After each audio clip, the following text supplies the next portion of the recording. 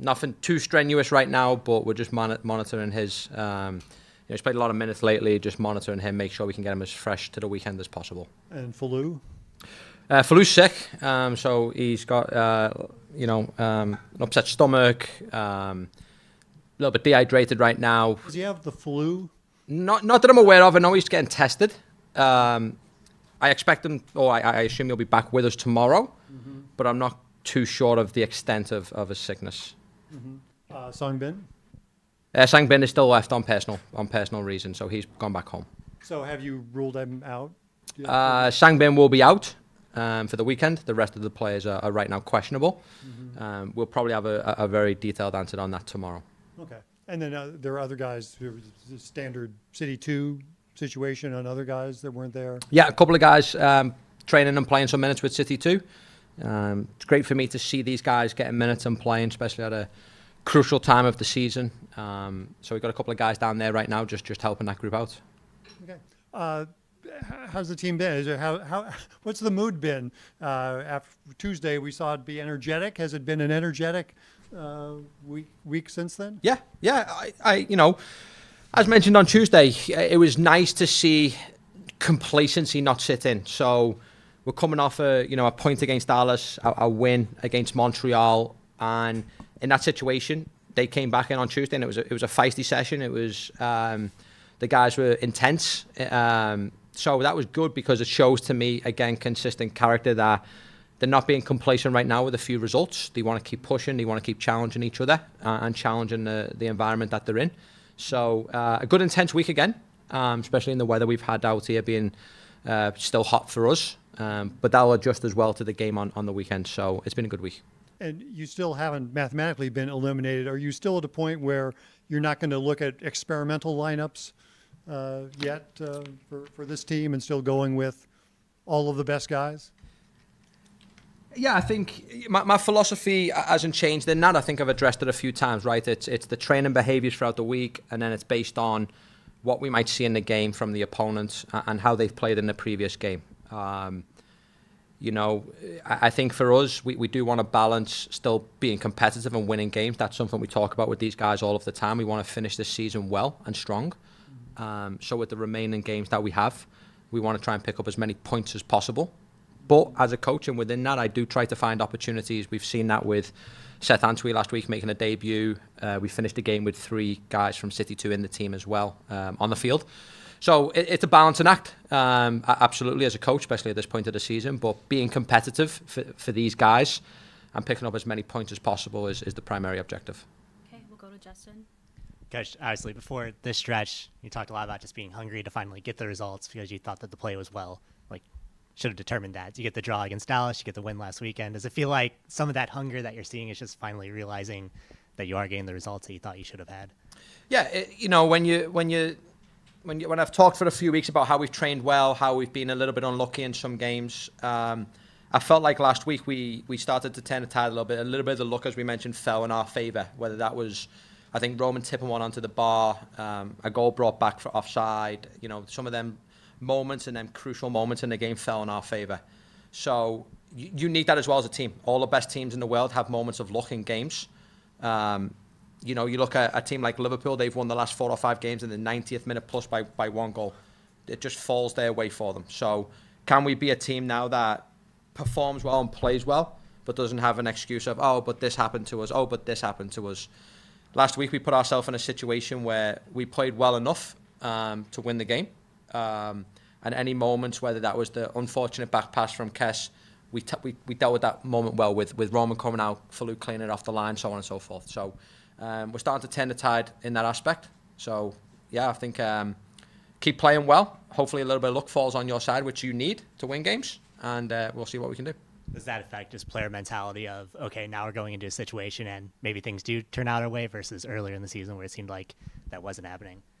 Say that again, sorry? Does that affect just the general mentality of the group, in training and games when things are starting to go your way that way? Yeah, I think when you're in a situation where things fall your way, it'll increase your confidence. Joe had a back pass last week for an assist for a goal, which in them situations, if he was on a goal drought for 10 or 12 games, he's probably not as confident in the box to pull off something like that, right? So these moments are really important for the players individually. That they feel confident that they can execute the actions. We all know the players at this level can execute any single action in a game, but the mentality and confidence is a massive piece of it. So I think performing well and going on a little bit of a run has increased the confidence within the group. And now the objective is to push for that for the remaining games. Yeah. Okay, we'll go to Jeremy on Zoom.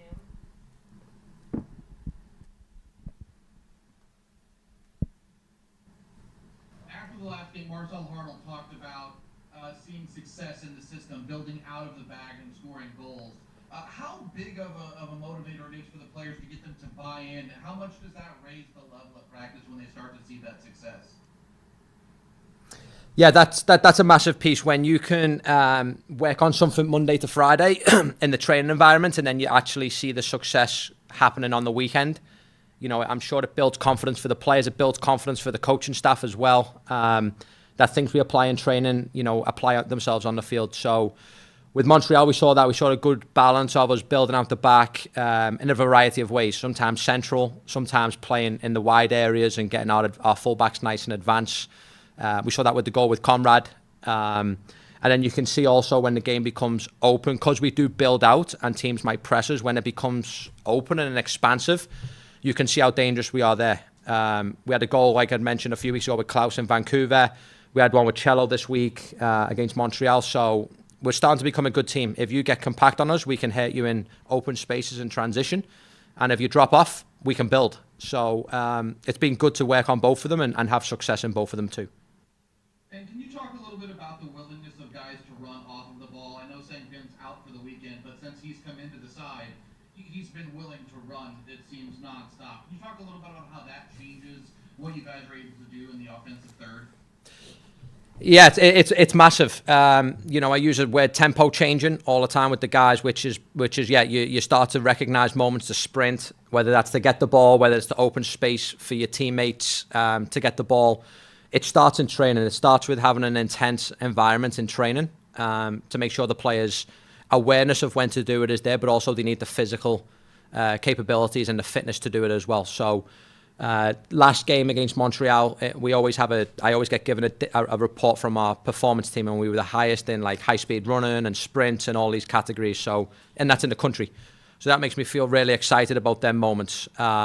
The best example I can give you when we watch it is the second goal against Montreal. We have a high work ethic in Conrad to join the attack from 20 yards deeper and just kind of overlap. And then we have the quality of Cello and Klauss to finish the action in the box with composure. So we have work ethic and quality. You put them together, you can be a very dangerous team. We'll go in the back to Drew, and then we'll go to Tom Schwartz. Hey, Coach, how do you limit San Jose's passing ability in the final third? We've got to be organised defensively. One of the things we have to make sure of is our back four is compact and nice and tight, and we also have good presence with our sixes as well. So they're a team that are good in transition. We know the quality of the forwards they have. So we've got to be really organised on both sides. When we have the ball, we call it rest defence. We have to be very aware of them moments as well that we lose it.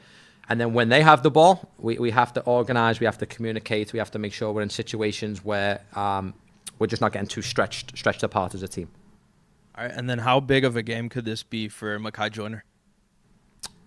Pretty big, yeah. I mean, Mackay's coming into the environment. He's been given some opportunities and some minutes late in games. He's took their minutes well and played well within them. So, yeah, if his name's called up on the weekend and he keeps performing like he's performing, I'm happy in the trajectory that he's going. Go ahead, Tom. Coach, you mentioned Liverpool earlier. How has this job that you have now affected the way you watch a game? Like you're constantly taking notes. Does that bring anything to your mind? Yeah, I mean, I've always told people in my downtime and off time, I'm actually watching football to enjoy it. I will say, when I do watch a game, whether it's the MLS, Europe, international, whatever platform it is, I tend to too much now watch it from the lens of a coach. Looking for shape, looking for spaces, looking for trends. I'm a coach that believes in the game always evolves every year, and I have to evolve, and the team has to evolve. So I need to give the guys fresh ideas, new ideas, and you can pick them up in a multiple variety of ways. And one is watching games. You take notes? Oh yeah, I have a laptop and database of a lot of notes. Yeah, yeah. Okay, we'll go back to Drew, and then we'll go to Tom. I was just gonna say, I don't know if Falu's gonna play this match or not, but when Falu and Kess are in, how do you kind of deal with that like lack of pace a little bit? I think if in your brain, so you can adjust and adapt before some opponents. And that's something that even in the last game I thought Falu was aggressive and stepping up. Kes was really good at like coming up underneath and sweeping him. So they bring some good, Kes brings very good experience. Falu's shown that he can be aggressive against the ball, which are some behaviours we like to see in players as well. So we've got to make sure that these guys are very, very in tune mentally, recognising space and situations before the opponent, because even if you're coming up against, some of the fastest guys in the league, if you can read the moment 2, 3, 4 seconds earlier than them, you might still be able to put yourself in a good position to defend the moment. Okay. I was going to ask, I didn't see Kessler out there today. Is he okay? Yeah, Kes is day by day. We just want to monitor his load. Had a lot of good sprint distance last week in the game. So the objective for him is to try and get him on the field this weekend and healthy. So we gave him the day to just do some cardio in the gym. So you like where this team is looking after all this time? That like for this last 4 games, this is as big a push as you can have in these last 4 games? Yeah, I like where the team is looking, but I've always said we're ambitious. The ownership is ambitious. We're all very ambitious. I'll always look at opportunities to strengthen the squad while I'm sitting in this chair while I can, but I'm very happy with where the team is at also. We've shown we've performed well in a lot of games, and I'll keep bringing that up. But a lot of these games, we've competed all the way to the wire. It's been a few situations that have just kind of not gone our way in the crucial moments. With time and sharpening up and fixing them moments, this is absolutely a very competitive team in this league. We should be in playoffs. We should be in contention for playoffs every year. That is the objective of the club. And yeah, that's where we're at. Okay. Thank you, Rich. Thank you, guys.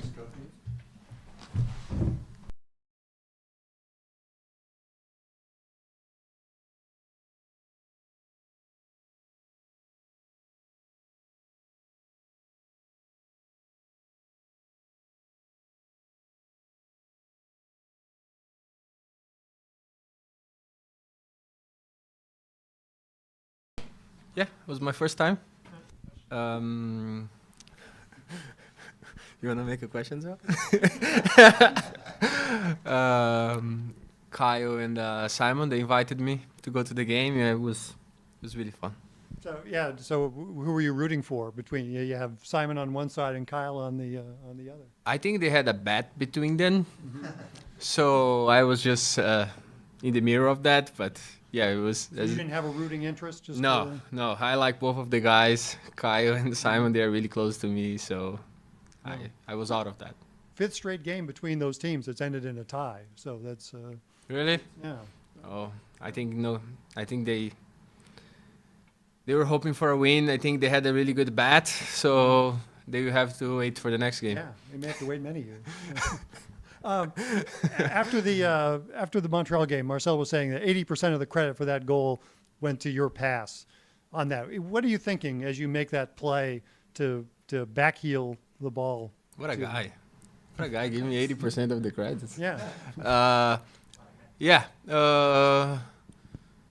When I see the space, so they were defending 1v1 the whole time during the game. So when Sang and Conrad they were running the right side, I tried to look for the space between the center backs. And when Sang found me, I had a quick look behind me to see what was happening behind. When they see that the center back was coming my way, if I make my first touch in front, probably he'd be faster than me and he would take the ball. So my guess my thought in the moment was to try to keep the ball close to me and find Cello. So yeah, I was happy with that. As you look at how this team is playing now, do you see this team playing maybe the way it should have been playing all year long? As this is what we could have seen from City SC? Yeah, all year? 100%. I think that was the philosophy that we wanted from day one. I think also Crit's philosophy fits well with the players that we have in the squad. So yeah, we have been talking a lot about that, but we finally going back to the way that we want to play. Also, Critch, he likes the ball a lot, so he gives a lot of options with the ball, not just against the ball. And yeah, as I say, I think we are in a good way. We are getting better week by week. Maybe it's a little too late, but yeah, it's just nice to see the team going the right direction again. Yeah, does it kind of add to the disappointment to see it is too late now, but to see the team finally be playing the way would have liked all year long? For sure, and I think that's the first step in the right direction again. You have to have a good philosophy. You have to have a way how you want to play and how you believe the game has to be played. And I think now we bought the idea. I think now we play in a good way that everybody's happy. And yeah, now we start to see the results as well. We'll go to Justin. Yeah, obviously, thinking back to Saturday, it's a game where you don't score, but you're involved in both goals. Marcel gave you 80% credit for his. As a striker, even though you're not scoring, can you still draw a lot of confidence from that game and how well just the attacking unit played, largely because of how you facilitated? For sure. I think the way we played, it's the way that they're going to score more goals. In this game, it wasn't me. It was Cello, it was Conrad. But if we keep creating chances with the volume that we had in the game, everybody's going to have their chance. So I think what we have to do, we have to be smart in these moments. We have to make the right decisions. We don't have to rush when we're close to the goal. And if we make the right decisions close to the box, everybody's going to score goals. And over the past two games, just creating that many chances, is there now, even if you missed an opportunity, an expectation that more chances will come just because that's how the attack has been presenting itself? Yeah, I think is the way we play now. We are having a lot of volume. We are creating a lot of chance. We know what to do on the field. We know what to do in the final third. So I think everybody's also like confident now. The energy is lighter. Of course, with the good results that we had. So yeah. And then against San Jose, that's a team that St. Louis City is 5-0 against. It's a team that they've had a lot of success. Is there some confidence going, maybe not overconfidence, but going into this weekend knowing that the style just seems to match up so well with what San Jose are trying to do? Yeah, they change a lot from the other years that we played them. They have a lot of quality in their squad. I don't have to talk about players here, but we know players that are in the league for so long. So every game is difficult, every game is tough. So as we say, we want to play in our way, and we hope we have a good day, and yeah, that we can keep pushing and keep winning games. We'll go to Tom Schwartz. Klauss, you've been in the league 3 years now, almost. How would you compare the physicality of MLS compared to the other leagues that you have played in? Yeah, MLS it's a very tough league, not just because of the games, but also because everything that's involved in the league, travels, change times. There is, for example, now we're gonna play against San Jose. We're gonna arrive Sunday 6 a.m. at home, and then you have to sleep a little bit, and then your routine is completely different again. So there's a lot of things involved in this league that makes the league very tough. But talking about the field, there's a lot of transition. Players are very, very fit. I think now the league is bringing more young players as well, which makes even more tough.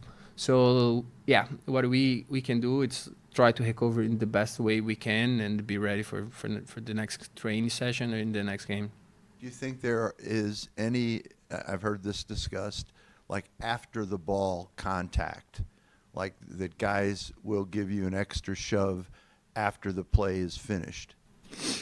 No, I think that's normal everywhere in the world. I think how the game is played now, if you guys compare to years ago, the players run double than the players were running before. So obviously, it's gonna have more contact. The game, it's a very physical game. So yeah, I think because, as I say again, because everything that's involved during the game, like how the players are running, how the players are stronger now, these contacts are normal, and it's gonna happen more and more. We'll go in the back to Drew. Hey, Klaus, with the addition of Sangbin, how has that affected your game? Yeah, I think Sang is really similar to Ras, the way they play. I think there's a quality that we were missing in our squad. Players that can stretch the game, players that can open up teams for us, can stretch teams for us. So yeah, Sengi has been amazing for us. He's been playing so well, and we are very happy to have him. So you guys did a reveal of the EAFC, the video game ratings. Does that motivate you at all when you see your ratings? Nah, I think it wasn't fair, but yeah, no. We'll go on Zoom to Jeremy.